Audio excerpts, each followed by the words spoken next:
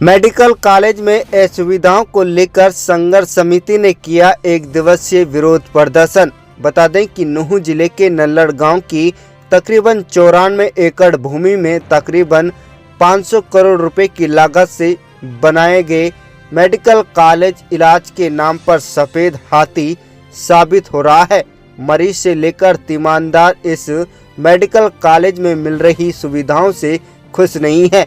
Operation एवं गंभीर बीमारियों का इलाज तो दूर की बात, यहां पर मरीजों को दवाइयां व पट्टियों के अलावा अन्य छोटा मोटा सामान भी बाहर महंगे दामों पर मेडिकल स्टोर से खरीदना पड़ रहा है। इलाके के लोग समय समय पर राजकीय शहीद हसन खान मेवाती मेडिकल कॉलेज नल्लड़ को लेकर धरना प्रदर्शन करते रहते हैं। साथ ही शासन प्रशासन के संज्ञान में लगातार लाने की कोशिश करते रहे हैं, लेकिन उसके बावजूद भी मेडिकल कॉलेज में सुधार दिखाई नहीं दे रहा है। इस बार इस करोड़ों रुपए की लागत से बने नल्लड़ मेडिकल कॉलेज में सुविधाओं को लेकर इलाके के लोगों ने आर पार की ठान ली है। इसके लिए संघर्ष समिति का गठन कर लिया गया है। संघर्ष समिति के बैनर तले रविवार को एक दिवसीय धरना प्रदर्शन किया गया। मेरा नाम समय सिंह है, सलंबा गांव से। देखिए, ये मेवाती सामाजिक संगठनों का एक समूह है और इसकी हमने एक संघर्ष समिति बनाई है। शहीद हसन खान मेवाती मेडिकल कॉलेज की जो बदहाल हालत है उसमें सुधार कैसे हो, उसमें सुविधाएं लोगों को कैसे मुहैया कराई जाएं, उसके लिए हम लगभग पिछले 5-7 दिन पहले डायरेक्टर साहब से मिले थे, 8-10 लोग। तो उन्होंने आश्वासन दिया था कि भाई हम इसमें सुधार करेंगे, जल्दी ही रेडियो जो ग्राफर है यानी जो अल्ट्रासाउंड वगैरह करता है उनको लाएंगे। मगर पहले भी बहुत सारे लोग मिलते रहे हैं, सामाजिक संगठनों के लोग मिलते रहे, सुधार नाम की कोई प्रक्रिया हमें नज़र आई नहीं है। बहुत दुख की जो बात है कि हरियाणा में 6 मेडिकल कॉलेज है, सबसे ज़्यादा बुरा हाल शहीद हसन खान मेवाती मेडिकल कॉलेज नल्लड़ नूंह का है। क्या इसलिए बेहाल है ये कि मेवात में है?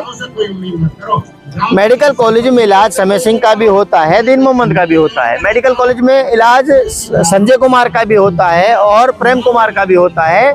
तो सरकार को यहाँ सुविधाएं देनी चाहिए। अब अगर अनियमित टाइम की बात करूं तो यहाँ 10-10 और 20-20 रुपए की दवाइयाँ भी बाहर से मंगानी पड़ रही हैं।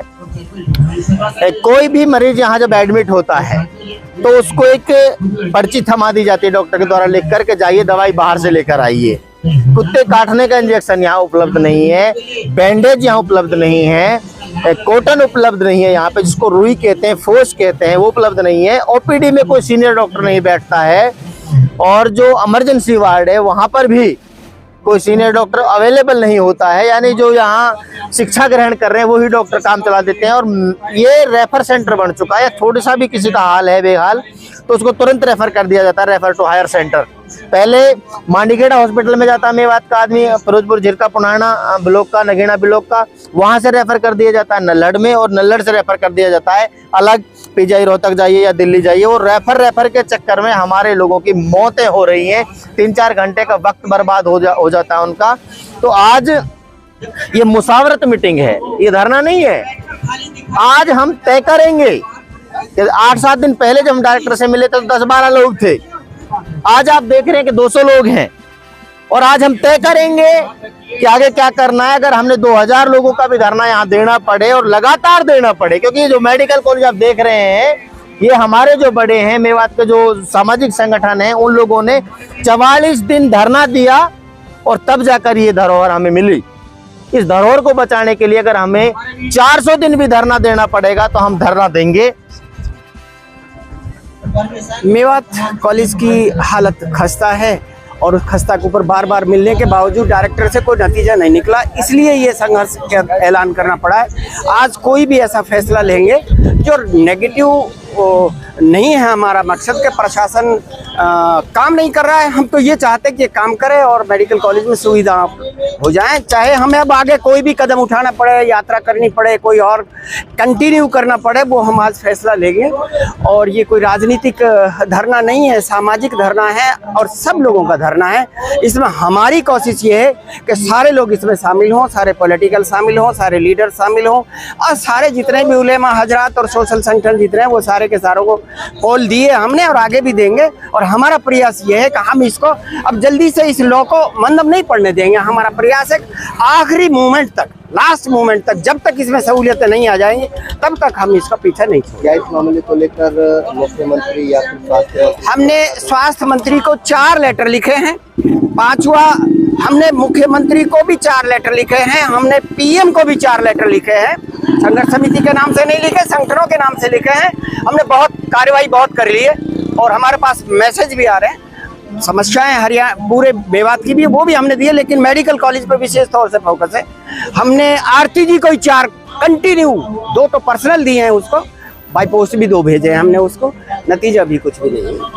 सरकार खुद नतमस्तक हो, यहाँ सरकार खुद आके ये काम देखे आके कि हाँ यहाँ का कमी है, बस ये हमारा प्रयास है। माफी चाहूँ। टेकरी ब्राह्मण तहसील पलवल जिला फरीदाबाद।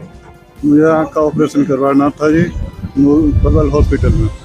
पलवल वाले ने डेट दे दी मुझे 12 तारीख को, तो उन्होंने पलक के बाहर भी काट दिए, सुन्न के इंजेक्शन में लगा दिए। फिर उन्होंने लेके ओपीडी में अंदर, उन्होंने डॉक्टर ने मशीन चेक करा, उन्होंने कहा बाबा आपकी लेंस मतलब मोतिबिंद जो वो मतलब अधर है, यहाँ पर लेंस डालेंगे तो मैं लेंस डटा कर लेंगे। मैंने फिर जब हमारे पास छोटी मशीन है, या तो एम्स के लिए रेफर करा लो या लल्लड़ के लिए रेफर करा लो। मैं लल्लड़ में मशीन है कि जगह है, मैं लल्लड़ के लिए रेफर कर दो। मैं गरीब आदमी, मैं हैंडीकैप्ट आदमी हूँ, लेट उन्हें रेफर कर दिए। 13 तारीख में आया हूँ, 13 तारीख को इन्हें एडमिट में कर दिया। कल 14 तारीख को ऑपरेशन करा। ऑपरेशन तो पहले मुझको ये फरा दे दिया लिख कर, 1 रुपये सिरिंज आती है, वो भी मतलब मेरे से मुँह। सभी दवाइयाँ सभी सिरिंजें कहाँ से ले रहे हैं?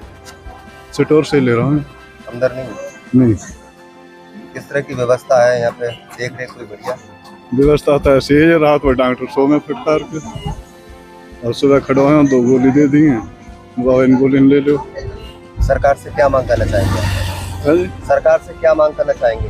हम तो मांग ये करना चाहेंगे, आप तो मैं आया हूँ, कल को कोई और मेरे से ज़्यादा गरीब आवे, उनको सुविधा मिले, देखभाल बढ़िया होवे।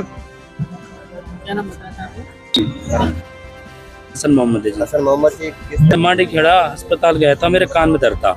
मैं डॉक्टर के पास गया, मैं 2 घंटा बैठा रहा, वो आए नहीं। सिर्फ मैंने इतना पूछ लिया, साहब आप कहाँ थे?